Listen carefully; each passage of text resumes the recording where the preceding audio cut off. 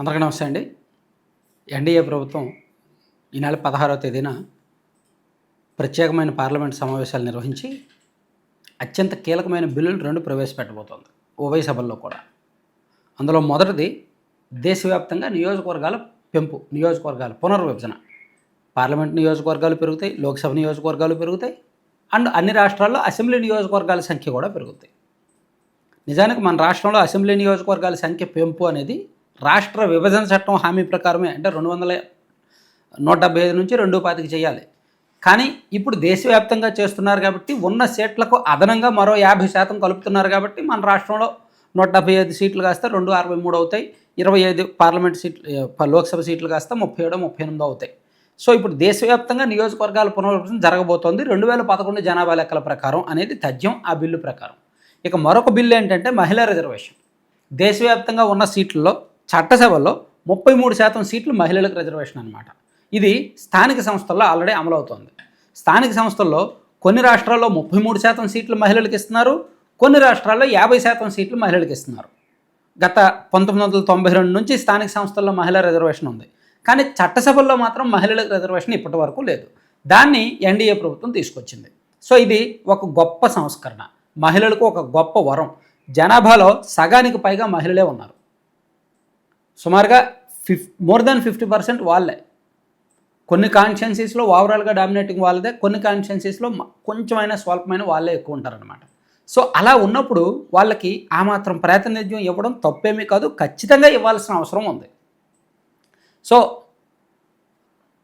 మరో 5 రోజుల్లో కేంద్ర ప్రభుత్వం పార్లమెంటు ఉభయ సభల్లో మహిళా రిజర్వేషన్ బిల్లు ప్రవేశపెట్టబోతోంది. కాబట్టి దీన్ని సాధ్యమైనంత ఎక్కువగా మహిళల్లోకి తీసుకువెళ్ళడానికి, ఆ క్రెడిట్, ఆ పొలిటికల్ క్రెడిట్, ఆ పొలిటికల్ మైలేజీ తమ ఖాతాలో వేసుకోవడానికి బీజేపీ ఆ ప్రయత్నాలు కూడా చేస్తోంది. ఇక్కడ జాగ్రత్తగా ఆలోచించాల్సింది ఏంటంటే బీజేపీ పొలిటికల్ మార్కెటింగ్ ఈ నెల 23 అండ్ 29 తేదీల్లో తమిళనాడు అండ్ పశ్చిమ బెంగాల్లో పోలింగ్ ఉంది. సో పశ్చిమ బెంగాల్ పోలింగ్ని బీజేపీ ప్రెస్టీజియస్గా తీసుకుంది. అక్కడ ఆల్రెడీ మహిళా సీఎం ఉన్నారు. అక్కడ ఆల్రెడీ మహిళల్లో ఒక సెంటిమెంట్ రాజేసే ప్రయత్నం చేస్తోంది టీఎంసీ.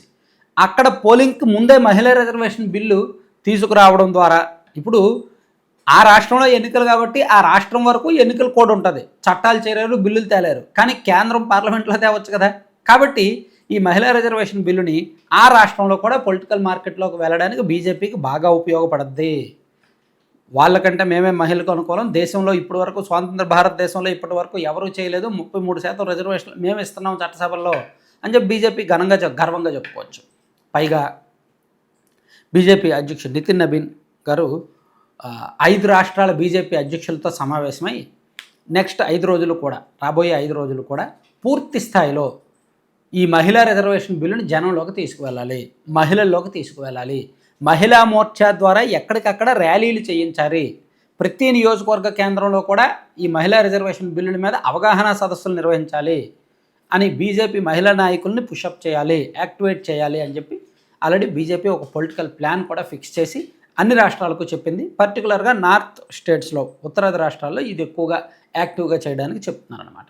అంటే ఇలా ఈ ఆమోదిస్తున్న బిల్లులను రాజకీయంగా వాడుకునే ప్రయత్నంలో బీజేపీ కాస్త ముందుకే ఉంది.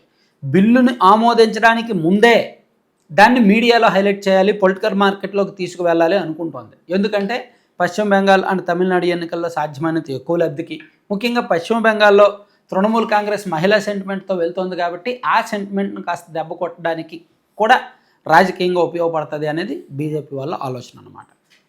Thank you. సో కంటెంట్ చివరి వరకు చూసిన ప్రతి ఒక్కరికి ధన్యవాదాలు. కంటెంట్కి సంబంధం లేకుండా ఒక చిన్న యాడ్ మీరు స్క్రీన్ మీద చూస్తున్నారు కదా, laddupallem.com. సో ఇప్పటి వరకు నేను 1 year నుంచి ప్రమోట్ చేస్తున్నా, ఎవరికి డిస్టర్బెన్స్ లేకుండా వీడియో చివరిలోనే చెప్తున్నాను.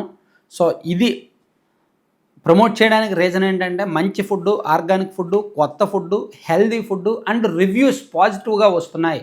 నేను ప్రమోట్ చేసిన తర్వాత మన సబ్స్క్రైబర్స్ కొంటున్న తర్వాత మ్యాక్సిమం సాటిస్ఫై అవుతున్నారు, క్వాలిటీ బాగుంది, టేస్ట్ బాగుంది, ప్యాకింగ్ బాగుందనే చెప్తున్నారు. అందుకే మీకు కూడా కావాలి అనుకుంటే మీ ఇంట్లో ఏదైనా ఫంక్షన్ ఉన్నా, ఏదైనా గిఫ్ట్గా ఇవ్వాలన్నా, కాంప్లిమెంట్ ఏది కావాలన్నా సరే బుక్ చేయండి. బల్క్ ఆర్డర్స్ ఇస్తే వీళ్ళ దగ్గర ఆఫర్లు కూడా ఉంటాయి, ఇంకా సాధ్యమైనంత తక్కువకి ఇస్తుంటారు. అలాగే ఇప్పుడు 1 ఇయర్ ఫస్ట్ యానివర్సరీ సందర్భంగా ఫ్రీ షిప్పింగ్ ఉంది 2 తెలుగు రాష్ట్రాలకు, అండ్ 10% ఆఫర్ ఉంది. అలాగే కొన్ని ఫ్రీ కాంప్లిమెంటరీ కూడా ఉన్నాయన్నమాట కొన్ని ఐటమ్స్. సో వీళ్ళ దగ్గర లడ్డూలు ఉంటాయి, మిల్లెట్స్ స్నాక్స్, డ్రై ఫ్రూట్స్ నట్స్తో. అలాగే మిల్లెట్స్తో చేసిన హాట్ స్నాక్స్ ఉంటాయి. అలాగే ఏబీసీ పొడి, ప్రోటీన్ పొడి, మునగాకు పొడి, జామాకు పొడి, నల్లేరు కారం పొడి, బి కాంప్లెక్స్ కారపొడి లాంటి రకరకాల హెల్దీ కారపొళ్ళు అండ్ పౌడర్స్ ఉంటాయన్నమాట. సో కావాల్సిన వాళ్ళు బుక్ చేసుకోండి. Thank you.